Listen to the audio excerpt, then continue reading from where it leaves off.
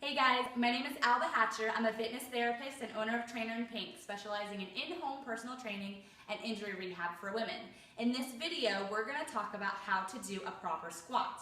Now, I want to talk to you guys a bit about some mechanics as well as what are common compensations that take place.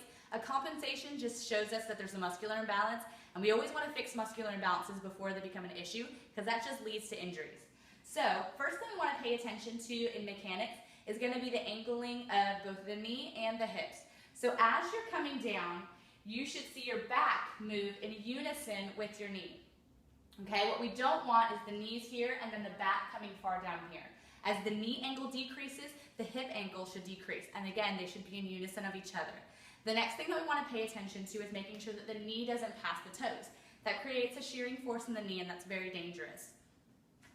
As we're here, sitting back in the heels is an easy way to help that, and the common cue for that is pretend that you're sitting back in a chair, which we'll do that in a second.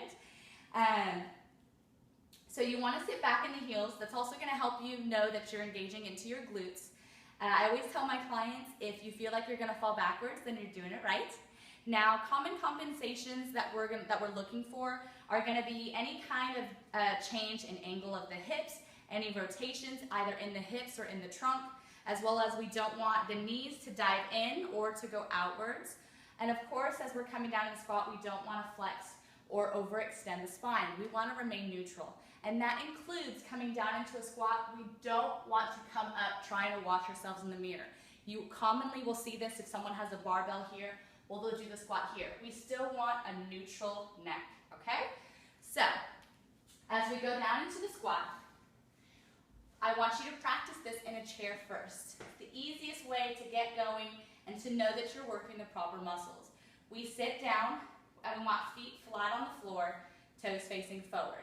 Reason being, I know that there's a lot of things that are said between having the toes facing forward, a more narrow stance, a wider stance, toes facing out. This is going to be based on the individual's anatomy. Without an x-ray, we're really not going to know the difference, but we live life in front of us, and we walk in a straight line.